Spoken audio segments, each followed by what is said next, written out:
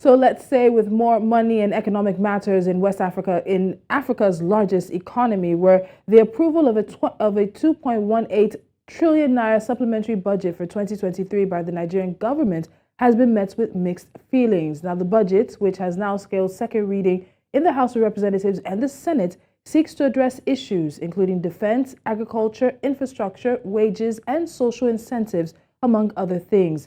Perpetua Fasanmi-Peter has more. Since Nigeria's federal government, through the Minister of Budget and Economic Planning, Abubakar Bagudu, announced the details of the supplementary budget, many analysts and economists have wondered where the funds will come from. Some of these line items will spill to the next year because there's no way you're going to spend all that amount of money in just 2 months. The big ticket conversation again is how you're going to fund that budget, especially within the crunch time we have left. Again, the big question again is how do you spend $800 million in 2 months? Claiming that you disbursed monies to 15 million households, right? There has to be an impact report to show how these monies were disbursed. Some of these things will actually go beyond 2023 to maybe Q1 2024. But when you look at them in details, there are things that actually need urgent attention as we speak. Also, if you look at the 200 billion allocated for seedling, infrastructure, agricultural input. And these are some of the things we've been clamoring for. Because the problem with most of our produce is not that the fact that we don't have a fertile land. The problem has been seedling. Although analysts have raised several concerns which range from timing and transparency to source of funding for the supplementary budget, many of them, however, think that the items listed by the minister are important.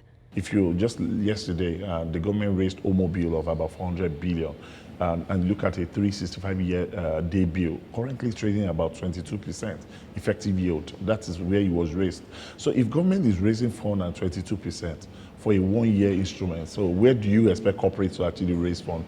So it's actually, they're making the local market very difficult for private institutions to actually raise funds. For the remaining part of the year, the government is still going to raise about 720 billion in form of bond issuance in the market.